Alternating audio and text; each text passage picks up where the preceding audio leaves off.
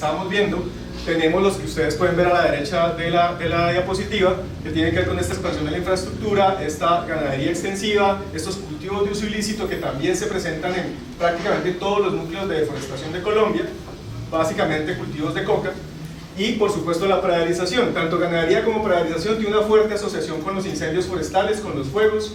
El fuego puede ser un mecanismo de expansión de esa actividad, o simplemente cuando tumbo el bosque y lo voy a quemar, pues se me sale de control y termino con áreas más grandes deforestadas. En Colombia a veces se asume o se culpa a los incendios forestales como si esos incendios forestales no fueran responsabilidad de alguien más. Entonces a veces el incendio forestal, cuando le asigno esa categoría tan importante, se me olvida que hay alguien detrás y se vuelve un driver que como que no tiene quién es el responsable detrás, cuando la realidad es que está asociado a esas otras actividades que son las que están buscando expandirse. En el caso de esos dos motores principales, espacialmente hablando, es interesante ver que la deforestación crece a partir de áreas previamente intervenidas. No sucede generalmente así con la coca, que es el perforador de los bosques, y ahí es a donde llegan las otras actividades. En este caso, esas actividades sí, cuando hacemos una modelación espacial nos damos cuenta que precisamente esas áreas deforestadas están creciendo a partir de las que ya se habían presentado, de modo que lo que estamos viendo es que esos parches están creciendo en el tiempo. En nuestra Amazonía, que es lo que ustedes tienen aquí a la izquierda, digamos, nosotros hemos observado patrones diferenciales que, dependiendo de qué tanto queramos modelar o qué tanta profundidad le queramos dar a la modelación, podemos subregionalizar las zonas en las que trabajamos para que esos patrones sean más claros. En un primer ejercicio que hicimos, que publicamos con una universidad en México, era tratar de entender dentro de la Amazonía grandes patrones, y encontramos dos principales. Si alcanzan a leer ahí, tenemos la subregión alta y la subregión baja de la Amazonía. La subregión alta de la Amazonía es el frente principal de deforestación de la Amazonía, es la zona donde está creciendo la deforestación, y la subregión baja es una zona de mayor estabilidad en el bosque. No significa que no tenga deforestación, pero los patrones y los drivers asociados en esas zonas, por ejemplo la accesibilidad, que es un gran elemento que tenemos que tener en cuenta en la modelación, es mucho más baja, pues a través de los ríos. En la zona de alta deforestación esa accesibilidad se da por ríos, carreteras, aeropuertos, etc. De modo que tenemos una gran concentración de población y de grandes actividades económicas que están continuamente expandiéndose en ese frente. Entonces eso les pido que lo tengan en la mente, porque eso lo vamos a tener que retomar eventualmente en nuestros procesos de modelación. Y empecemos a hablar de modelación. ¿Sí? Dime. Sí, puedes ir a la diapositiva anterior. Claro que sí. Dame un segundo. ¿A esta o a esta? No, a la siguiente. A esta. Quiero entender un poco cómo puedes determinar patrones si es que ha habido este cambio tan complejo sobre cómo se está moviendo la deforestación. Es decir, tienen 2 años, 3 años para determinar los patrones. Y lo siguiente es cómo están utilizando la información para el nivel de referencia que ustedes presentaron y donde ya habían indicado que con un potencial acuerdo de paso o similar iba a haber un gran cambio en cómo se mueve, cómo incrementa o no la deforestación. Porque lo que veo sí son causas que probablemente han utilizado para su nivel de referencia y otras formas de reporte, pero sacar un patrón con tan poco tiempo, no quiero entender cómo lo están haciendo. Vale, ¿todos saben qué es un nivel de referencia? Bueno, ahorita les explico esa parte porque no es parte como de los objetivos del taller, pero les voy a dar ese contexto ahorita. Con respecto a tu primera pregunta, Colombia, como en el caso de Perú, que nos sorprende gratamente cuando fuimos a hacer el procesamiento de la información para este taller, tenemos un gran número de periodos de reporte de bosque, no bosque, deforestación. Eso es muy bueno para un modelador, aunque le representa más trabajo, pero sí le permite tener un panorama mucho mejor para entender la dinámica y el patrón de deforestación de una región o de un país. En Colombia también tenemos una serie histórica bastante profusa, tenemos datos desde el año 90, luego desde el año 2000 bianuales hasta el año 2012, a partir del año 2013 tenemos datos anuales hasta el año 2018, y todos los años generamos cifra de deforestación. Eso nos permite tener un panorama bastante claro de cuál ha sido esa dinámica y esos patrones de deforestación, pero vamos a ver precisamente en el ejercicio de modelación eso que representa para un proceso de modelación y de proyección. Con respecto a la segunda pregunta, un nivel de referencia de emisiones forestales es un requisito, un pilar del mecanismo RED, que es el mecanismo de reducción de emisiones por deforestación y degradación, que la Convención de Cambio Climático dicta que se debe elaborar por parte de los países para establecer cuáles van a ser esas dinámicas futuras de deforestación y de emisiones asociadas, que es lo más importante en el marco de este mecanismo, y qué va a hacer para reducir ese nivel de referencia o esa línea base que está planteando. Eso le permite no solo cumplir con un requisito al que nos hemos comprometido ante la Convención, sino también negociar con países donantes para recibir recursos por resultados tempranos. Entonces, en el caso de Colombia, en el año 2014, hicimos la submission, se llama así, de nuestro nivel de referencia de la Amazonía colombiana, o sea, esta. Y en ese momento no se había firmado un acuerdo de paz con las FARC. Se estaba en proceso de negociación, no sabíamos qué iba a pasar con esa negociación. Colombia ha pasado por muchas negociaciones de paz, no solo con ese grupo guerrillero, sino con otros grupos al margen de la ley. Y lo que sí sabíamos era que era muy probable que iba a haber unos cambios negativos que iban a afectar seriamente los bosques debidos a ese proceso, y eso lo plasmamos en nuestro nivel de referencia a través de un mecanismo que se llama las circunstancias nacionales. Entonces, yo estoy metiendo aquí muchos elementos que no vamos a ver en modelación en este momento, pero es un poco para contestar la pregunta. Cuando hicimos ese ejercicio, lo que planteamos fue la dinámica que se va a crear, la accesibilidad que se va a crear a los bosques en las zonas donde estaba el grupo guerrillero, va a permitir la llegada de motores de deforestación y la magnificación de esos motores que ya estaban, aumentando las tasas de deforestación. La Convención no nos creyó en ese momento. Dijo, ustedes en este momento no saben qué va a pasar. Hay otros países que al contrario han bajado sus tasas de deforestación. Por supuesto, era válida la discusión en ese momento, y la discusión luego fue, eso no se puede asociar al proceso de negociación, solo se puede asociar al proceso de firma del acuerdo, a partir de la firma del acuerdo. Toda una discusión que llevamos años teniendo desde la institucionalidad con la Convención, hasta hace 2 meses recibimos una respuesta positiva de la Convención, del panel de expertos, diciendo efectivamente Colombia tenía razón, los efectos de deforestación se estaban viendo desde el momento de la negociación y no solamente desde el momento de la firma, que es un hecho puramente protocolario, cuando las expectativas ya se han creado desde la negociación. Entonces, ese argumento es el mismo argumento que Colombia está evaluando para su nivel de referencia nacional, pero en ese momento el nivel de referencia se está construyendo, entonces no hay nada concluyente de información en este momento disponible para ver cuál va a ser esa aproximación. Entonces, estamos trabajando porque sí, como país se quiere llegar a ese nivel de referencia nacional, como ya otros países lo han llegado, pero esa formulación todavía está como en secreto porque pues, está en proceso de construirse. Espero no haber dejado muchas dudas, digamos, pero eso es básicamente el planteamiento. Entonces, sí tenemos suficientes periodos, sí tenemos suficiente información para algunas cosas. Para motores no siempre hay suficiente información, desafortunadamente, porque esa información no solo depende de una institución en Colombia, sino que depende de muchas instituciones. No sé si pasa lo mismo acá. Y es que el que tiene los datos de ganadería es por allá un sector, y ese no los comparte siempre, o los comparte parcialmente, o no los actualiza lo suficiente, o hay un dato de población que no hacemos el censo hace rato, entonces no tenemos cómo actualizarlo, y así sucesivamente con todas las variables. Entonces el modelador tiene que trabajar con lo que hay, y a veces lo obligan a trabajar con lo oficial, porque lo oficial es lo que tiene un respaldo institucional, y uno a veces se da cuenta que el oficial no es tan bueno como las otras bases de datos que uno tiene por ahí, que están mucho más chéveres, pero que yo no puedo usarlas porque al final no tengo cómo respaldar ese proceso de generación de información.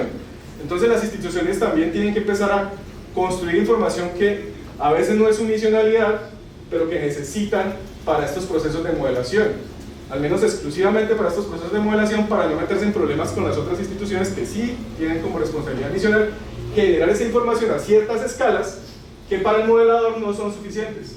Entonces nos pasa con las carreteras. Nuestra capa oficial de vías pues, puede estar muy bien hecha, pero no está hecha ni pensada para hacer modelación, porque los procesos y las densidades de carreteras que hay en las zonas de deforestación no entran a las capas oficiales, primero porque muchas veces esas vías no son oficiales, entonces no se detectan, o no se incluyen porque la política es esa, o segundo porque el recurso de la institución que tiene que hacer eso no es suficiente para poder ir al nivel de detalle que quisiéramos para los procesos de modelación, y eso tampoco es culpa de la institucionalidad. Entonces tenemos que tratar de bandearnos, de movernos en esos procesos para que lo que hagamos tenga un respaldo institucional, pero a la vez sea realista, porque a veces tenemos que sacrificar una cosa o la otra.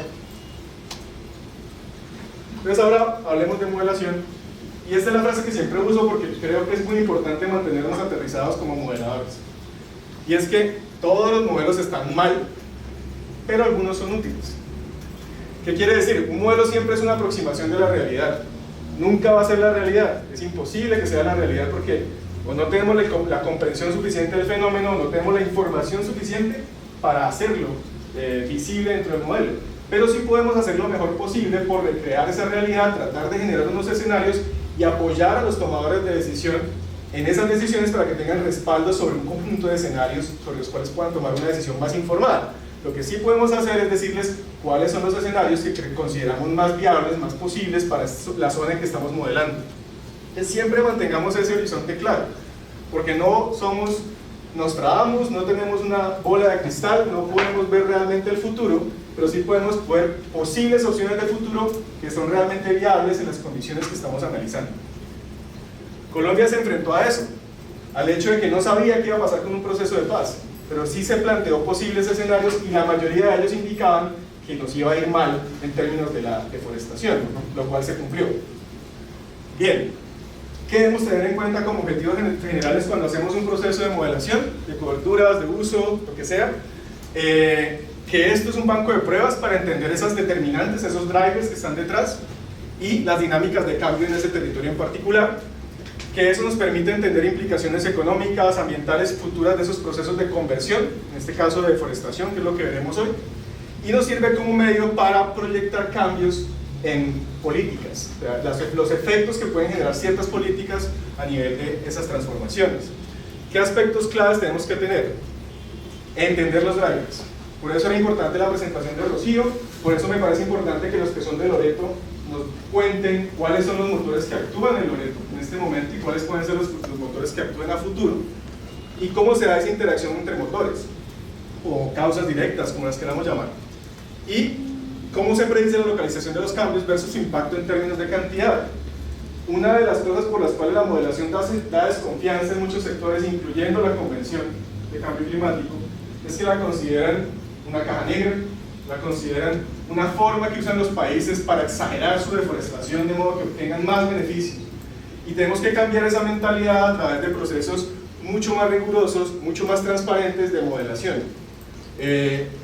Lo veremos, algunos de los software manejan una manera de calcular la deforestación futura que exagera muchas veces esos procesos. Por lo tanto, como modeladores tenemos que tener la responsabilidad de ser transparentes en lo que utilizamos para modelar y de tratar de contemplar no solo los aspectos negativos que van a influir en el cambio, sino también los aspectos positivos que pueden influir en la conservación del bosque a futuro. ¿Cuáles son los tipos generales de modelos en esta temática? Tenemos modelos empíricos que se basan en extrapolar patrones de cambio recientes en la historia del territorio que estamos analizando. Ese es el que vamos a trabajar hoy.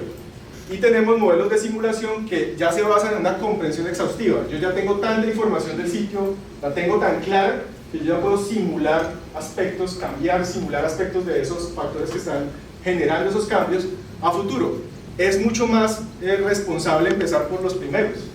Tratar de trabajar sobre patrones que yo ya tengo establecidos, sobre los cuales ya tengo información, y no irresponsablemente lanzarme a generar modelos de simulación donde manipulo las variables como creo yo, como modelador sentado en mi computador, que van a suceder. Si yo hago eso, yo tendría que tener suficiente realmente información para sustentar cada uno de los supuestos que voy a introducir en ese modelo. ¿Cuáles son los tres componentes básicos de esos modelos? De los primeros. Pues básicamente un modelo de cambio de la demanda, que lo único que nos dice ahí es cuánto va a ocurrir de deforestación. Eso es una parte muy importante. El submodelo de potencial de transición, que es qué tan probable es que la cobertura que estoy evaluando que va a cambiar, cambie hacia otra cosa. Y el de asignación de cambio, que me dice, bueno, ya teniendo esas dos cosas, ¿cuánta de esa deforestación va a caer en dónde? De acuerdo a esa asignación. ¿Listo? Si hay alguna pregunta, frescos, me interrumpen en cualquier momento. Eso no se ve casi, pero les voy a explicar. Y es un poco para qué sirve esto en procesos no solo investigativos que están ahí, sino en toma de decisiones. Yo puedo utilizar la modelación para evaluar el desempeño de una medida que quiero aplicar en un territorio. No solo evaluar el impacto de una obra, sino también el desempeño de una medida. Aquí tenemos áreas protegidas, como en cualquier parte del mundo. Colombia, su gran estandarte es decir, yo amplío las áreas protegidas, significa reduzco deforestación, pero hay muy pocos estudios que demuestren claramente esa relación en todas partes. Entonces es muy importante que la modelación demuestre qué sucede cuando yo amplío un área protegida y si eso realmente representa una disminución de la deforestación o eso realmente dónde ocurre y dónde no ocurre. En Colombia hemos hecho un análisis general y entendemos que sí, por supuesto, las áreas protegidas cumplen una función primordial en reducir la deforestación, pero eso depende de muchos factores y del momento del tiempo en que analicemos. Ahorita estamos observando con los procesos de acuerdo de paz con las FARC que hay un aumento significativo de deforestación en áreas protegidas. ¿Y por qué sucede eso? Porque los nuevos actores que están en el territorio ya no respetan límites institucionales. Algunos de los grupos guerrilleros tenían la concepción de no entrar en ciertas áreas, había un cierto respeto por ciertos linderos. En este momento los nuevos grupos ilegales que están ahí no tienen esa consideración, están al contrario incentivando que la gente entre a deforestar en áreas protegidas. Eso implica como modeladores ser responsables y empezar a ajustar nuestros modelos para ver esas tendencias, esos cambios en los patrones. Diseñar metas. A los tomadores de decisiones les encanta que uno les diga en cuántos años va a tener cero deforestación, en cuántos años va a reducir en 50% las emisiones. El modelador entra ahí para decirle en tantos años la puede reducir a cero, pero tiene que anualmente hacer estas reducciones. Y uno establece metas a partir de esos procesos de modelamiento. Entonces no es solo evaluar lo malo que va a pasar, sino cómo puedo llegar a una buena meta de reducción y además poderle decir al tomador de decisión si es coherente decir que en 2 años va a llegar a cero deforestación con unas dinámicas de deforestación muy altas históricas. Ahí es donde el técnico puede decir, oiga, no, hay que ponerle por ahí 5, hay que ponerle por ahí 7 años para que usted realmente pueda ser responsable al hacer esas promesas. Y lo que tú mencionabas, el ajuste a circunstancias nacionales entre los niveles de referencia es otra forma en la que se puede usar la modelación. ¿Cuál es el modelo general que hemos usado para Colombia en el uso del software que vamos a trabajar hoy, que es Tercel? Es este que está acá. Es un modelo básico de cambio de cobertura, de modelación de ese cambio, que parte de unos datos de actividad, que son esas capas que tenemos de cobertura de bosque, no bosque, que vamos a usar hoy. Tenemos una información de esas causas y agentes o motores de cambio, entonces tenemos esas variables que también tenemos en la carpeta que les distribuimos esta mañana. Tenemos unas matrices de transición que nos permiten calcular cuánto de ese cambio va a ocurrir en qué momento. Entra todo eso a un modelo espacial, vamos a utilizar hoy como básico el SIMWay, que es un algoritmo desarrollado por los creadores del software, pero conforme vayamos avanzando, si avanzamos rápido, podemos probar las otras 2 herramientas que hay ahí, que es la regresión logística y el modelo neural. Eso entra a través de una preselección de variables a la modelación y genera 2 predicciones principales. La primera predicción es la predicción dura, es la que a todo el mundo enamora, es la predicción favorita de muchos, pero es la más peligrosa. ¿Qué significa predicción dura? Que yo me estoy arriesgando a decir que en, no sé, 10 años, un píxel de bosque en este momento va a ser un píxel deforestado. Es decir, que si yo digo esta área está en bosque, en 5 años o en 10 años esta área ya no va a ser bosque, exactamente esta área, lo cual es un riesgo muy alto dependiendo de la decisión que yo voy a tomar. Y está la predicción suave, que es la que dice con qué probabilidad esta zona donde estamos, que hay bosque, va a seguir siendo bosque dentro de 5 o 10 años. Entonces nosotros preferimos generalmente irnos por la predicción suave, porque nos da un riesgo para la zona, pero no nos dice específicamente ya que esa zona se va a perder, porque si no se pierde, pues el modelo pierde credibilidad, cuando la realidad es que el modelo está tratando de aproximarse lo mejor posible a la realidad. La predicción dura sí nos sirve, bueno, sirve para muchas cosas, pero sí nos va a servir hoy para hacer un proceso de validación, que es algo que a veces se le olvida a los modeladores. A veces le metemos datos a un modelo, sacamos una proyección, excelente proyección, pero se nos olvidó que había que validar eso contra un periodo conocido, contra un año en el que pudiéramos comparar la información que hicimos la predicción con lo que estábamos diciendo en el modelo. Entonces vamos a hacer ese proceso para saber que también está funcionando nuestro modelo, y vamos a hacerlo con una herramienta que trae el software Tercel. No alcanzamos a mirar otra herramienta que es la que trae dinámica, pero para un próximo taller la podemos ver, que es una herramienta de validación mucho mejor incluso que la que trae el propio Tercel. Y ya cuando tomamos una decisión con respecto a nuestro modelo, después de hacer muchísimas pruebas, que es otro tema que maneja el modelador, escogemos eso y generamos nuestra predicción. en este caso de riesgo de deforestación. ¿Alguna duda? Yo sé que voy un poco rápido, pero el tiempo es apremiante, ¿no? Bueno, igual ahí vamos solucionándolas tranquilos. Cosas clave que después de 10 años trabajando en modelos uno tiene claras. Hay que documentar lo que uno hace.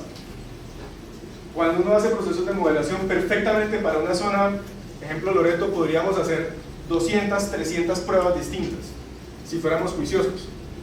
Eso significa que yo debo registrar cada una de esas pruebas para saber cuál es la mejor prueba al final, o cuáles cosas no funcionaron en una prueba y sí funcionaron en otras.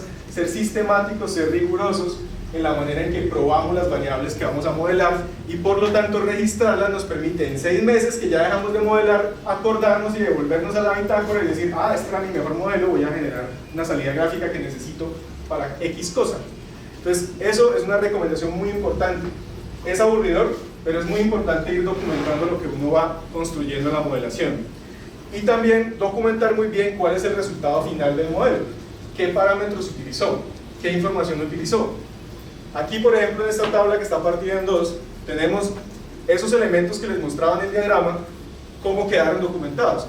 Nuestro mejor modelo para la Amazonía en su momento era uno que utilizaba las coberturas del año 2004, 2010 y 2014, esta última para validar un modelo que utilizaba una aproximación de subregionalizar la Amazonía para mejorar los resultados del modelo. La transición que analizábamos era de bosque a no bosque. El software que se utilizó está ahí, las variables que funcionaron, qué tipo de variables, cuál fue el modelo de localización, con qué año se valida o se establece la tendencia, los modelos de cantidad. ¿Por qué?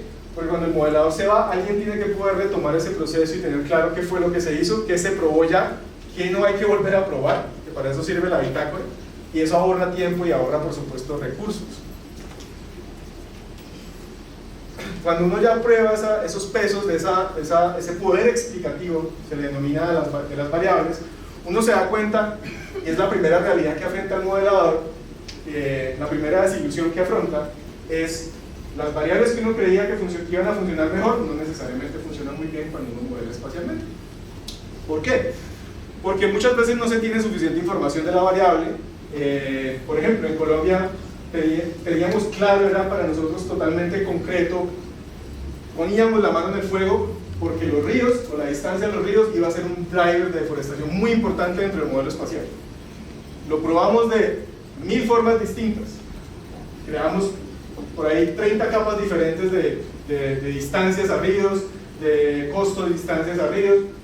Cuando lo fuimos a probar, todas daban muy bajitos los poderes explicativos, daban cercanos a 0. Tuvimos que sacar esa variable del análisis, porque no funcionaba por sí sola para explicar deforestación. Lo que nos terminó funcionando más fue la distancia a áreas previamente deforestadas, que como les mencionaba es importante, un patrón de crecimiento muy importante en la Amazonía colombiana, por ejemplo. Un costo de distancia que creamos, ya no trabajando por separado las capas de ríos, vías, etcétera, sino tratando de consolidarlas en una capa de costo de distancia. La distancia a la densidad de cultivos de coca fue también importante en una de las zonas, la zona alta, más importante que la otra, y la distancia a las áreas con pastizales. Ahí están esas 4 con sus poderes explicativos, y en la subregión baja las variables fueron mucho menores, la distancia al cambio y el costo de distancia fueron las únicas que funcionaron bien. Entonces cada región, cada subregión tiene sus patrones, sus dinámicas, por eso no podemos simplemente tomar las variables de una y probarlas en la otra y decir, esas mismas me van a funcionar en todas partes, ¿vale? Y eso allá de la derecha es la manera en que se puede hacer la validación en dinámica, que es la que, digamos, les dejaremos un poco contado, pero que no podremos desarrollar completamente en este día. ¿Cuál es el resultado de ese proceso de modelación? En el caso de Colombia tenemos estos mapas de riesgo. Básicamente esta es una zona muy estratégica para el país, es la zona que comunica los Andes con la Amazonía colombiana a través de un conjunto de parques nacionales que están muy amenazados, como pueden ver, en términos de riesgo de deforestación, que son las áreas en rojo, debido precisamente al movimiento, a la dinámica de esos motores de deforestación. Y tenemos allá las variables que se preseleccionaron y se evaluaron durante el proceso de modelación, que hacen parte de una publicación que está en el link. Yo les estoy dejando todos los links en cada una de las diapositivas por si quieren consultarlos. Entonces, ¿eso qué nos muestra? ¿Cuáles son las zonas menos preponderantes para cambiar? Las que sí son más preponderantes para cambiar. Eso permite tomar decisiones en cuanto a zonas para priorizar. zonas en las que tal vez yo no debería pensar en poner una carretera, porque ya solitas tienen un alto riesgo de deforestación y si pongo la carretera puede ser mucho peor, o depende de cómo haga la carretera, porque no todo tiene que ser negativo. O sea, si yo establezco que una carretera va a tener ciertas características y esas características las incluye en el proceso de modelación, tal vez incluso pueda ayudar a reducir la deforestación en ciertas áreas, la manera en que construye una carretera, siempre y cuando sepa que no van a crecer de ahí otras carreteras, porque por supuesto eso nos va a aumentar el problema. Entonces, ese es como el contexto general. Ahora, vamos a abordar una serie de pasos durante el ejercicio. Hemos venido abordando el paso 0 durante este inicio de la jornada, que es básicamente la instalación del software. Creo que todos tienen el software instalado, ¿cierto? Ya no hubo ningún problema. Perfecto. Tenemos que hacer una configuración ahorita dentro del computador que les voy a comentar. Saber que tenemos espacio suficiente en C, porque vamos a trabajar desde el C. Eso es más un requerimiento de este software en particular. Trabaja mucho mejor si uno lo pone en la raíz del sistema. Cada software tiene sus propios problemillas, ¿no? Caprichos. Sí, sus propios caprichos. Y la preparación de la bitácora, que en la carpeta que se les entregó hay una que se llama bitácora, la pueden abrir y van a ver en Excel muy sencillo. He eliminado algunos campos muy específicos y lo que tenemos ahí en general es la manera en que podríamos registrar nuestras pruebas de hoy. Pero antes de eso yo quisiera hacer unas preguntas generales para conocer el perfil de los que estamos trabajando en el tema de modelación hoy. ¿Qué tantos de ustedes, y con total tranquilidad porque es la manera que yo tengo de ajustar la forma en que presento lo que vamos a trabajar hoy, qué tantos de ustedes tienen experiencia en sistemas de información geográfica? ¿Pueden hacer eso? Bien, tranquilos, ahí. Listo. Quienes nunca han tenido ningún contacto con sistemas de información geográfica, mucho menos con modelación. Es como la primera vez que se están enfrentando a esto. Bueno, casi la primera vez. ¿Listo? ¿Pero tú vas a modelar o estás...? No, pero estoy aprendiendo también. Súper, bien. ¿Y alguno tiene experiencia en procesos de modelación, sea en este software o en otro software? No, listo. No hay lío. Listo, perfecto. Lo que vamos a hacer es ir despacio. No me interesa que ustedes salgan hoy ya construyendo escenarios para Loreto, para toma de decisiones. Me interesa que entiendan el software, cuáles son sus ventajas, sus limitaciones, en dónde hay que tenerle paciencia, y que al final ustedes puedan decir, ok, ya sabiendo esto, yo puedo probar estas variables, puedo correr estos modelos, ya esta zona no me interesa tanto, me gusta esa otra zona, y así sucesivamente, para que puedan ir, como decimos en Colombia, cacharreándole a la herramienta, no sé cómo le dicen acá, probando sistemáticamente y con locura, fines de semana, así. No sé cómo le dicen acá eso, cómo le dicen acá, a cacharrear. ¿No hay palabra? Probar sistemáticamente para... Okay, o sea, es demasiado sofisticado. Bien, listo. Bien, entonces hay una primera configuración que tenemos que hacer en nuestros computadores para que el software trabaje. Dime. Solo tengo una pregunta de pronto si va para los mejores, tanto de Cayali como para Loreto. O sea, yo como técnica lo veo y digo que chévere que esta información de modelamiento no solamente me sirve para ver el tema de reglas de deforestación y todo eso, ¿no? La pregunta es si nuestros amigos de los GORES ya lo tienen, ya lo capturaron, Yandra, ¿le puedes explicar qué son GORES? Sí, para que entiendan, no saben qué son GORES. No, si ya entendieron Gobiernos regionales, esa es la palabra. Ya, gracias. Si ya capturaron, entre tantas funciones que tienen, o sea, si ya vieron la necesidad de entender para qué vamos a hacer esto, punto uno. Y mi segunda pregunta es, ¿cómo lo planifican? O sea, ¿cómo los GORES están planificando? Acá está nuestro subgerente de planeamiento. ¿Cómo planificamos las carreteras departamentales, en este caso, ¿no? Sabiendo que, según la data oficial, en Loreto al menos, la mayor cantidad de kilómetros de vías proyectadas y en ejecución son departamentales. Como esta información que nos acaban de dar, que es muy interesante y valiosa realmente para seguir trabajándola, cómo esto va a servir a puertas, en el caso de Loreto, de la actualización de un plan vial departamental. Pues sí, la pregunta es más... Sí, mi pregunta va básicamente sobre los GORES. Yo te voy a tratar de responder con base a la experiencia que hemos tenido previamente en intervención de planes departamentales. Para los GORES, básicamente. Sí, para los sí, GORES sí, nacionales. de acuerdo. Primero que todo, Yandra, hay que tener en cuenta un poco las diferencias institucionales y las fortalezas para el caso de Perú y Loreto, que es el que más me interesa. Nosotros en Colombia no tenemos la misma capacidad que se tiene aquí en el Perú en los gobiernos regionales, sobre todo en la región amazónica. No tienen la misma cuerpo institucional, la misma distribución de funciones, y eso, digamos, hace una diferencia importante. Quiero decirlo, pues, que aquí hay un valor agregado bien importante en la oficina de planeación. Inclusive en Colombia tenemos en muchos departamentos que se juntan, y municipios juntan la oficina de planeación y transporte y ambiente. A veces los meten en una sola. De hecho, está en el nivel de pobreza que toca hacerlo así. Entonces, digámoslo, ese es un primer asunto. Nosotros en Colombia, en vez de ARAS, que son las autoridades regionales ambientales de aquí del Perú, tenemos una figura que se llaman corporaciones autónomas regionales, que son autoridades regionales. No han tenido mucha experiencia realmente en el tema de planificación vial, ni de otros tipos de planificación, porque realmente siempre ha sido una labor más de corrección y de monitoreo sobre el cumplimiento o no de determinantes ambientales de la planeación. ¿Cuál es el problema real? Digámoslo, pues ya para pasarlo a lo concreto con ustedes, que en general las autoridades regionales no tienen la información detallada de cuáles son las implicaciones, primero, de cuáles son los planes sectoriales, no los tienen en tiempo real, es decir, a quien le correspondería ver si, uno, las restricciones ambientales del ordenamiento están siendo respetadas por los proyectos sectoriales regionales, no se tiene la información en tiempo real. Eso, digámoslo, es parte de lo que sucede allá. Lo segundo es, adicionalmente a no tener la información en tiempo real, tampoco se tiene la información y el análisis suficiente respecto de lo que en términos de proyección podría significar. Entonces, ¿qué es lo que se ha hecho? Pues primero que todo, y fue el caso, digamos, lo piloto que hicimos en Colombia, cuando nosotros alcanzamos a identificar que efectivamente, como lo señaló ahorita José Julián, uno, en el acuerdo, en el marco del acuerdo de paz; dos, cuando empezamos a tener información socioeconómica de procesos de migración, cambio de uso del suelo, cambio de valor del suelo, dijimos, ok, aquí hay una condición que está señalándonos que hay una alerta temprana que se correspondió con el sistema de monitoreo nacional.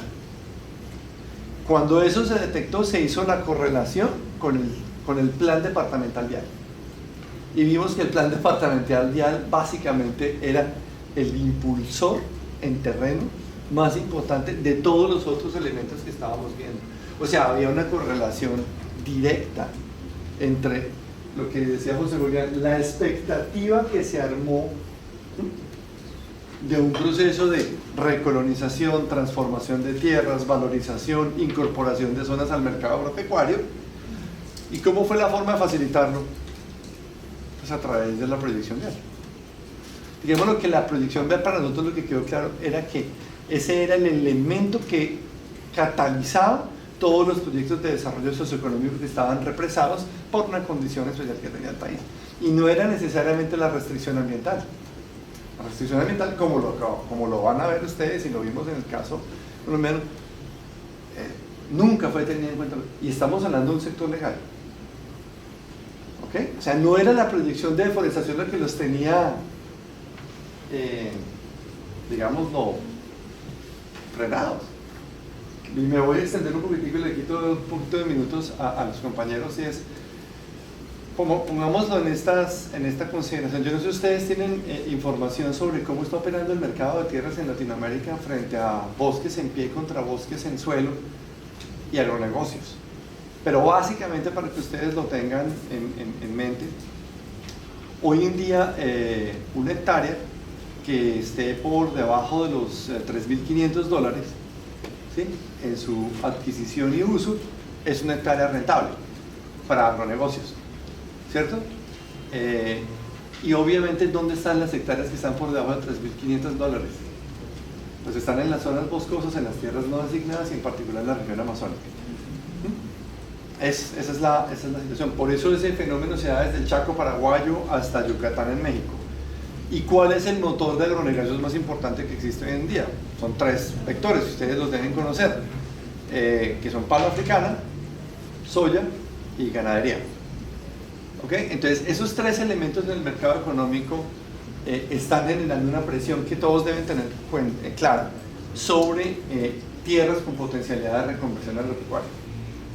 Cuando hay las condiciones legales y políticas, alguien me preguntaba por la parte política, para que ese proceso de transformación de tierra se dé, generalmente el primer factor en aparecer en el escenario, ¿cuál es? Proyectos de infraestructura. Entonces, digámoslo, muchas veces, y seguramente es parte de lo que vamos a ver con ustedes en el caso de Loreto, la proyección de infraestructura de Loreto no se compadece ni se corresponde a sus proyectos actuales, ni a su poblamiento actual. Se compadece es con una expectativa de futuro de transformación. Entonces, Yandra, fue en ese momento cuando, a partir de los datos que empezaron a ser consistentes, a pesar de que eran en muy corto plazo, en que había un cambio en la tendencia, ¿sí?, de manera exponencial de lo que ha sido la tendencia natural de deforestación, por la aparición de una expectativa de ejes viales, y ojo, de expectativas, no era de proyectos existentes físicos. Y las proyecciones de planes departamentales fue cuando se logró mandar la alerta. Claro, era una alerta sustentada y respetada, afortunadamente, porque el sector que tenía a cargo el tema del monitoreo estaba diciendo, aquí sí está pasando que es atípico. Entonces, eso se logra subir jurídicamente con un buen marco, ¿cierto?, a decir, óigame, señores Ministerio de Transporte, ustedes están apoyando, ustedes están aprobando un plan vial departamental que tiene esta implicación para Colombia, ¿cierto? Y no es solamente una implicación en términos de deforestación, es en términos de apropiación ilegal de tierras, es en términos de migraciones, es en términos de desplazamiento de población vulnerable, es en términos, lo dijo José Julián, de intervención en áreas, uno, baldías de la nación, y en otro, en territorios de alta sensibilidad, sean cultural o ambiental, resguardos indígenas y parques nacionales. Y ahí es en donde eso se convierte efectivamente en una herramienta que permitió decir, ok, entonces la Corte Suprema, entre otras, le dice a la gobernación de una zona del norte del país, que se llama Guaviare, entre otros, le dice, necesito que revisen su plan vial departamental, porque eso efectivamente está siendo un motor que está ampliando la frontera agropecuaria y que tiene una proyección aún superior.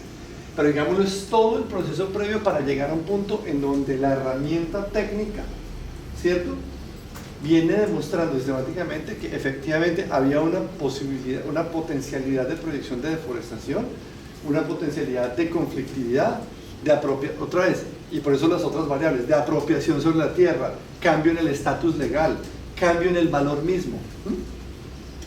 Esa información se sube y se convierte en una herramienta ya de carácter político, en donde se hace la revisión de los planes departamentales. De hecho, hoy en día, no solamente para el caso crítico que se estaba mostrando en el mapa, sino para toda la región, hay una instrucción de la revisión de todos los planes viales departamentales.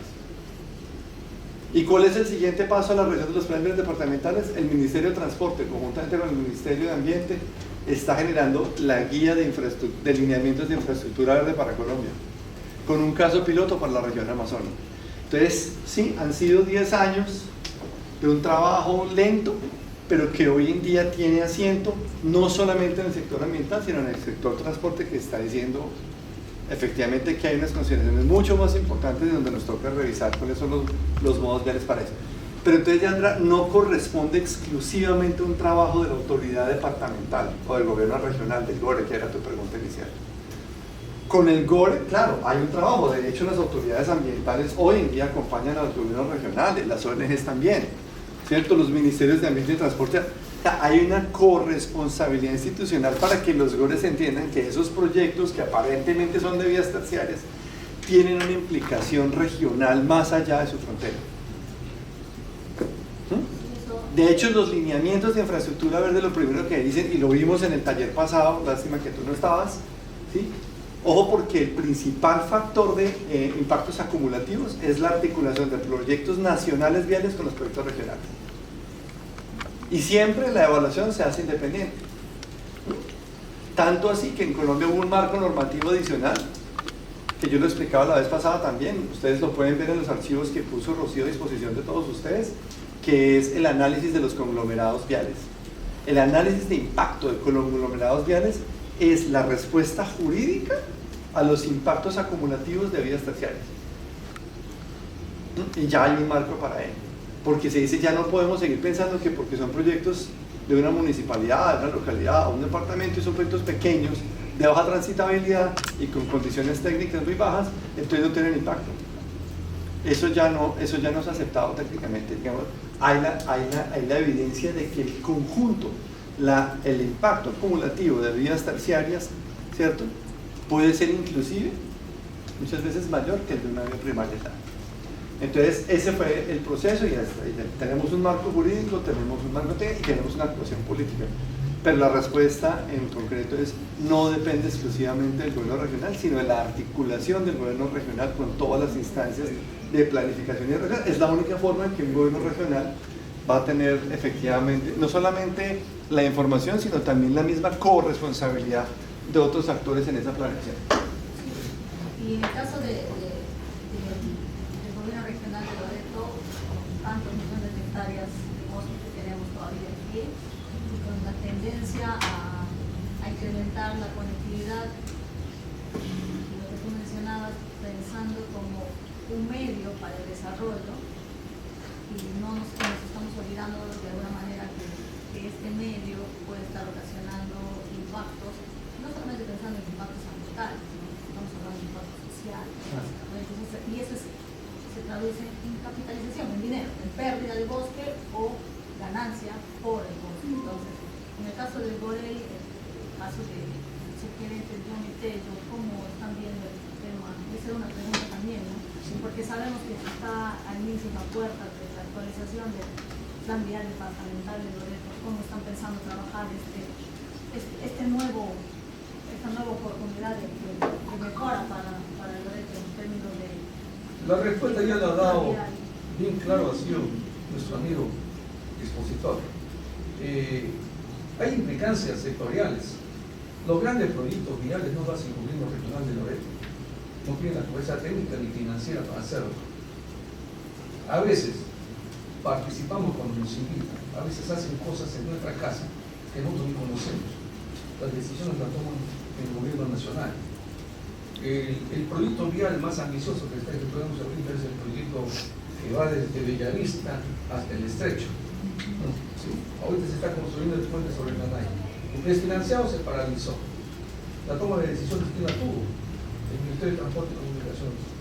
Tiene mucho dinero, tiene mucha capacidad técnica también para hacerlo. Y intervenimos poco. ¿Por qué debería estar transversal? En tu casa tienen que decir qué cosas quieren hacer, cuál es nuestra posición. Cuando hay las decisiones solamente las toman arriba, es bien difícil que todos hacer algo. Pero sí ponemos nuestra voz de alerta. Porque esa carretera no es la de ahorita. Eso fue pensado hace 30 años atrás, cuando el gobierno regional de Loreto nos dejaba el 100% del canon. 3 proyectos carreteros en el año 80. Carretera Iquitos Nauta, que es la única que está.